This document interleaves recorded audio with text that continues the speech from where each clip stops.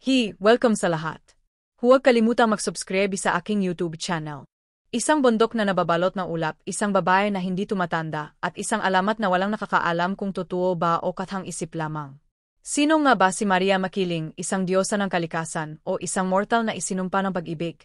Sa bawat hakbang sa kagubatan, may bulong na hangin, may aninong nagmamasid at isang hiwagang magpapatanong sa iyo, hanggang saan ang kaya mong paniwalaan? At kung gusto mong madiscover ang buong misteryo, at makasama pa sa iba pang nakakakilabot na alamat, siguraduhin mo mag-subscribe kang gayon at iwan na iyong komento kung anong alamat ang gusto mong isunod. Sa gitna ng katahimikan ng bundok, may isang lihim na matagal nang ibinubulong na hangin. Sino nga ba si Maria Makiling, isang diyosang nagtatago sa ulap o isang mortal na iniwan na tadhana? Ang mga matatanda sa baryo ay nagsasabing sa tuwing ang hamog ay bumabalot sa kagubatan, may maputing anino na dahan-dahang lumalakad sa gilid ng ilog. Maputi ang balat, mahaba ang buhok, at ang mga mata, tila nagtataglay ng kalungkutan na hindi may paliwanag. Ngunit bakit hanggang gayon, walang nakakakilala kung siya'y tunay na diyosa o isang babaeng isinumpa na panahon? Noong unang panahon, bago pa man dumating ang mga banyaga, ang bundok Makiling ay sagana sa lahat ng yaman. May gintong dumadaloy sa batis, prutas na hindi naubos, at mga hayop na hindi natitinag na takot. At sa itaas ng bundok, naninirahan si Maria, isang nilalang na hindi tumatanda, hindi nagkakasakit, at hindi namamatay. Ngunit may mga kwento rin na siya ay umiibig at doon nagsimula ang kanyang misteryo. Isang binatang mandirigma ang naakit sa kanyang kagandahan. Bawat gabi, sinasalubong siya ng awit mula sa kagubatan, at sa dulo ng liwanag ng buwan, naroon si Maria. Ngunit bakit sa bawat paglapit ng lalaki, laging may pagitan? Parang may aninong humahadlang, parang may sumpang humahawak sa kanilang mga kamay bago pa man magtagpo. May ilan na nagsasabing siya ay diyosa ng kalikasan, tagapagbantay ng bundok at ng lahat ng naninirahan dito.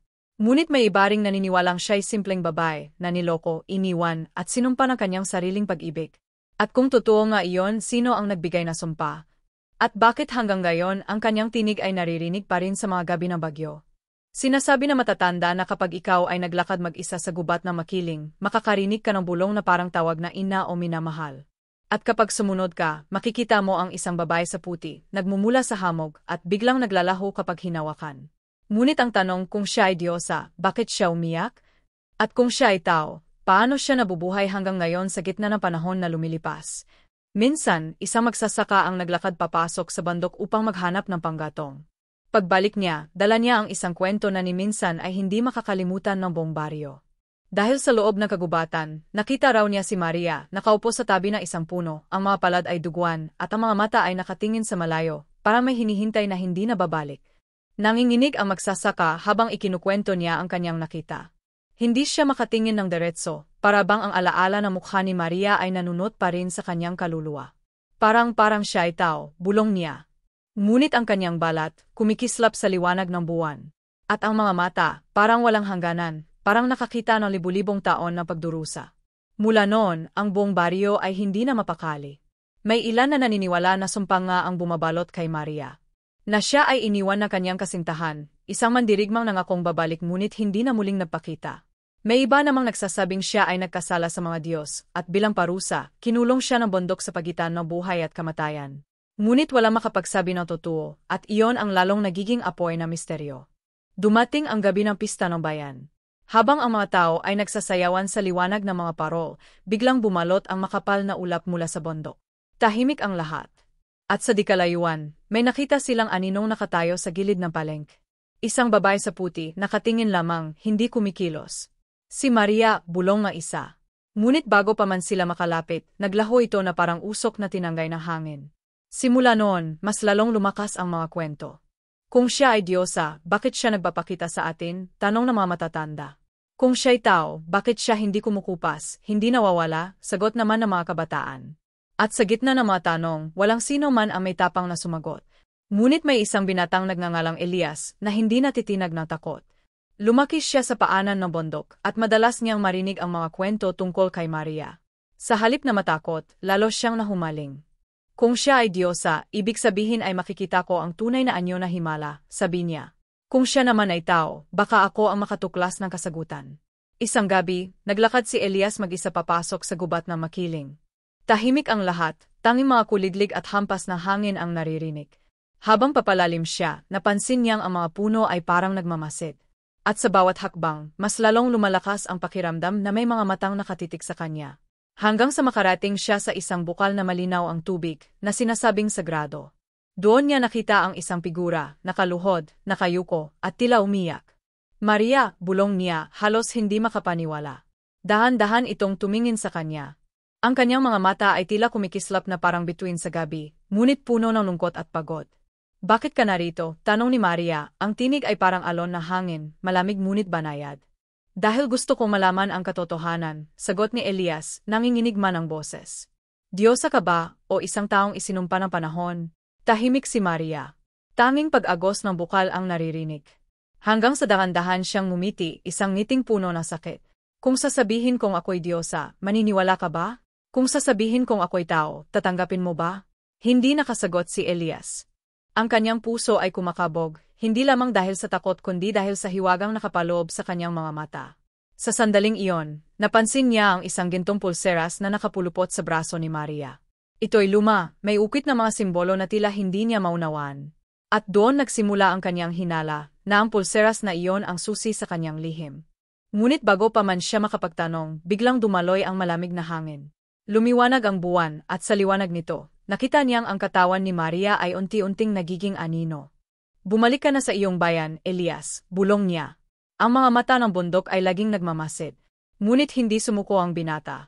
Bumalik siya gabi-gabi sa bukal, at sa bawat pagdalaw, mas lalo niyang nakikilala si Maria. Minsan, nakangiti ito at nagkukwento tungkol sa mga prutas at halaman ng bundok. Minsan, kahimik lamang at nakatingin sa kawalan. At sa bawat gabi, unti-unting nahulog ang puso ni Elias sa hiwagang hindi niya may paliwanag. Ngunit mas lalo ring lumalalim ang kanyang pagdududa. Bakit hindi maaring hawakan si Maria? Bakit sa bawat pagtatangka niyang lumapit, may hangin na humahadlang? At bakit sa tuwing usisain niya ang tungkol sa pulseras, palaging nagbabago ng usapan si Maria? Isang gabi ng kabilugan ng buwan, hindi na nakatiis si Elias. Maria, aniya, kung ako'y may halaga sa'yo, sabihin mo ang totoo. Sino ka ba talaga? Tahimik lamang si Maria. Ngunit sa kanyang mga mata, may mga luhang dahan-dahang bumagsak. Ipinanganak akong tao, bulong niya.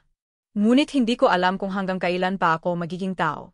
Lalong tumindi ang kaba sa dibdib ni Elias. Ano ang ibig mong sabihin? Ngunit bago pa man makasagot si Maria, dumagundong ang lupa.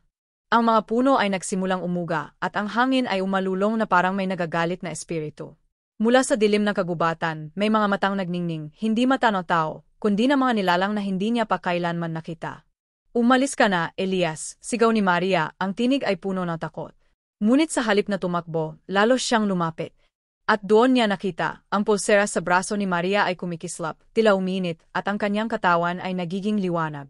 Kung ako'y magpapatuloy, bulong ni Maria habang ang kanyang anyo ay unti-unting nagbabago, malalaman mo ang sumpa na magugnay sa atin magpakailanman. At sa harap ni Elias, ang anyo ni Maria ay biglang sumabog sa liwanag, hindi tao, hindi Diyosa, kundi isang nilalang na tila nasa pagitan ng dalawang mundo. Ang mga matang nagmamasid mula sa dilim ay lalong dumami, unti-unting lumalapit. At sa gitna ng kagubatan, isang tinig ang umalingaungaw, malakas, matalim, at parang nagmumula sa kailaliman ng lupa. Maria, ang tinig na iyon, mabigat at mabangis. Ang oras ng iyong sumpa ay malapit na matapos. Ang lupa ay muling dumagundong.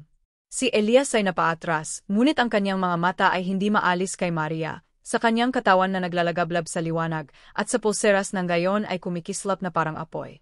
At sa mismong sandaling iyon, isang kamay na hindi sa tao ang biglang lumitaw mula sa anino, diretso sa pulso ni Maria, tila pilit na binabawi ang pulseras na iyon. Napaatras si Elias, nanginginig ang kanyang tuhod, ngunit hindi siya umatras. Ang kamay mula sa anino ay malamig, mahaba ang mga daliri, parang gawa sa usok at apoy na nagbabalot sa dilim. Hinila nito ang pulseras mula sa braso ni Maria, at sa bawat sandali ng pagtutol, narinig ni Elias ang iyak ni Maria, hindi sigaw ng Diyosa, kundi iyak ng isang taong nasasaktan. Hindi, sigaw ni Elias, sabay-sabak kapunta sa kanila.